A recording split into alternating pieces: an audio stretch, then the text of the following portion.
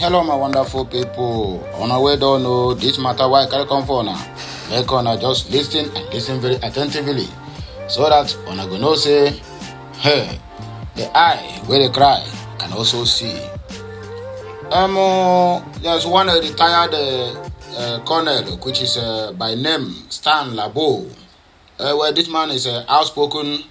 I have listened to him on a live television broadcast or shows or interview on so many occasions, and he's a kind of somebody who never hide his feelings when it comes to anything that got to do with the so-called a country or so-called contraption called Nigeria.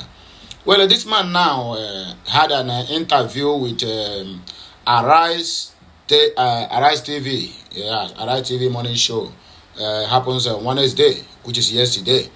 And I'm opportune to listen to the live broadcast and the whole things he said.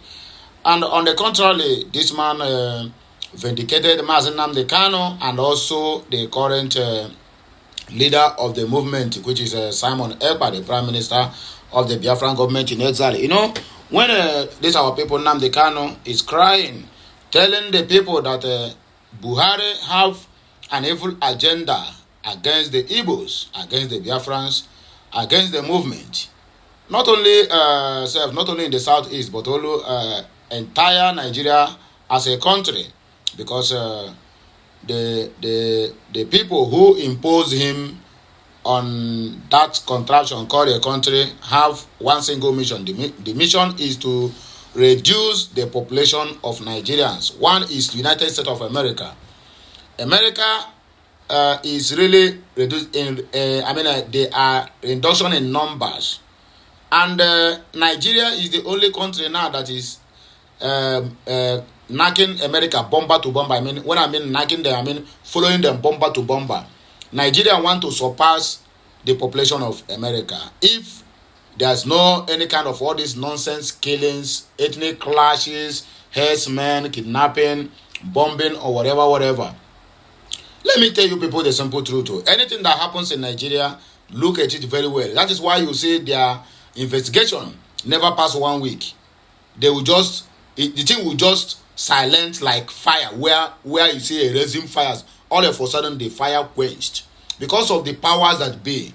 This one is not a matter of Fulani, it's not a matter of Hausa, it's not a matter of Yoruba. This one is the matter of the international community that is deciding.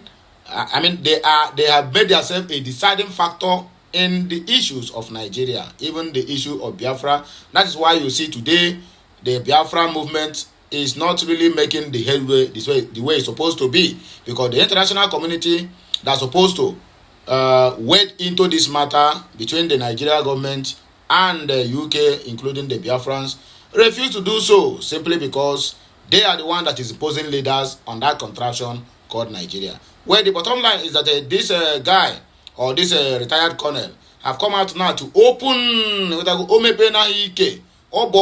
whole ministers and governors that is under Buhari's government, because almost all of them, almost 85% or 90% of them are being linked to terrorism during Buhari's administration. All of them are still in office till today. I'm talking to you now. But the only thing they know how to do is to run all the way from Nigeria to Kenya to go and kidnap Mazi Nnamdi Kanu, where this man now have come out in the social media, in the national TV, like Arise TV, and open every of the hidden secret.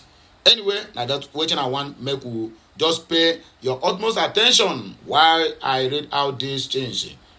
Most of the things being discussed on that live TV show is not being written on this news I'm about to read. That is why I have to tell you people most of the things, because I watched the interview live. So if you don't hear most of them in this news that I'm about to read, you know, some bloggers sometimes they hear different thing and they write different thing. But that notwithstanding, I've already given you the clue of where we are going, that this man came out openly and vindicated IPOP movement and everything, that they have nothing to do with terrorism and they have no hand in anything that's caused insecurity or unrest, whether in Nigeria or in the southeast. As a matter of fact, he said that what we are suffering in the southeast today is an imported violence from the so-called government of the day, which is the FCT.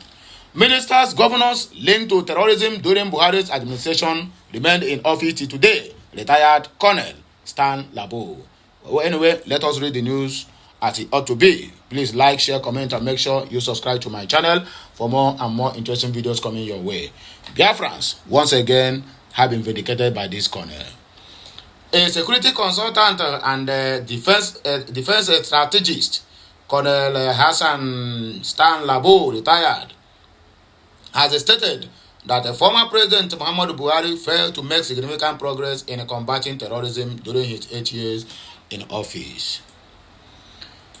In an interview on Arise Television or Arise News TV on Wednesday, Stan Labo claimed that during Buhari's administration, ministers and governors with alleged ties to terrorists were allowed to remain in their positions, including those responsible for national data.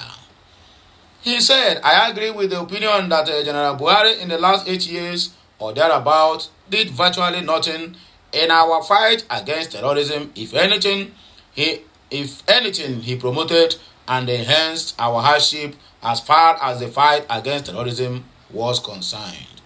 It is quite unfortunate that when we are talking about number one citizens as of then, within the period of the last 8 years, a period which I refer to that Nigeria had no political leader.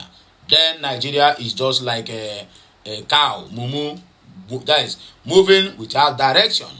We saw all the lines of actions taken by the political strategic level decision making taken from the presidency, even from ministers who had businesses or things to do with terrorists, were made to remain in their positions as ministers, even till death. One was even in charge of our national data. We allowed undue sentiment right from the presidency to be visited in our purported plan or action against terrorism. According to Stan Labo, during the Buhari's administration, you could read religion, you could read tribalism, you could read ethnicity, and so on.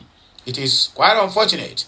And at a subnational level, we had governors, especially from the north, under that administration that has all sorts of romance and unholy relationship with terrorism, even including the so-called vice president of the contraction called Nigeria today, according to Stan Labo. Generating to a situation where some of them were even talking of amnesty to the so-called terrorists, which are referred as bandits. It was shocking to some of us. Amnesty for who? You tell me they are repentant terrorists. Repentant from what? What? We are soldiers. Our duty is not to grant repentance. Our duty is to hasten your appointment to God in heaven or hell. He will grant you the penance. For us to bring a large number of people from the forest who hitherto were armed and taken on fellow Nigerians, then on the appearance of soldiers, they drop their weapons and you are compelled as professionals to take them PWs and bring them back to us and say they are repentant what? Yes, of course, this is what I keep saying. They are repentant what? Indirectly, they are just colonizing these people, allowing them to drop their guns, recruit them into the military, and send them back to the southeast to continue their killings. Then you give their godfathers sitting in government houses to talk about amnesty, and even referring us to how amnesty was granted to some chaps way back under President Yaradua in the creeks.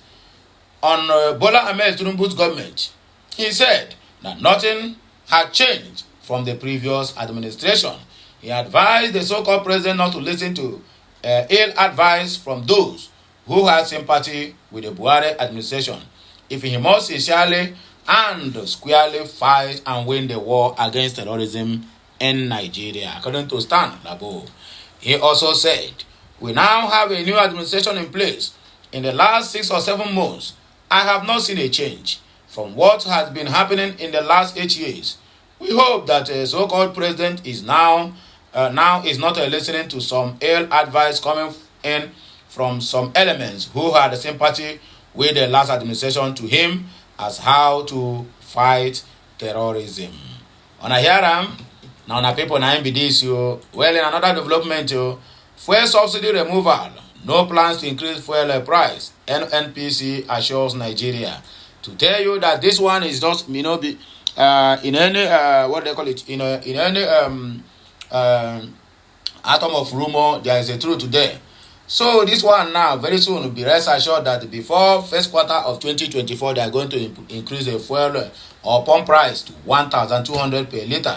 Believe it or leave it. The hardship continue increasing. I told my people that anything that will make the so-called Nigerians to miss Buhari, that means Nigeria have collapsed forever. And that is exactly where we find ourselves today.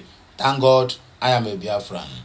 The Nigerian National Petroleum Company Limited, NNPCL, has assured Nigerians that there is no plan to increase pump price. Giving this assurance against the backdrop of reports suggesting that fuel should be selling at 1,200 naira based on the market realities, NNPCL, in a statement by its Chief Corporate Communication Officer, Olufemi Sonenye, urged Nigerians to disregard unfounded claims. The petroleum company also urged motorists nationwide to desist from panic buying that there is adequate petroleum products to serve the nation. The statement by NNPCL read, the Nigerian National Petroleum Company Limited assured the public that there is no imminent increase in the cost of premium motor spirit, PMS, commonly known as petrol. NNPCL Limited urges Nigerians to disregard unfounded rumors and assures them that there is no plans for an upward review of the PMS price. Motorists nationwide are advised against engaging in panic buying as there is presently ample availability of PMS across the nation. Okute News recalls that a Punch newspaper had claimed that there is a fresh disagreement between the NNPCL and the fuel marketers over the recent fuel subsidy removal. This disagreement comes as the country's currency continues to weaken against the dollar at both the official investors and the exporters window and the parallel market as well. Oil marketers told the newspapers on Tuesday that PMS should be sold for 1,200 naira in a free market and that the gasoline subsidies were rising in light of the naira decline against the US dollar and the price of crude oil. Well, my people, now here me I go take back break you. Make on the continue to digest this one. I'll be back again with another blockbuster. Just keep liking, sharing, commenting, and make sure you also keep subscribing to my channel because now here we will bring you every Ubonga news that gladdens your heart. Anyway, my people, I'll be right back. Bye for now. Okay, Messiano.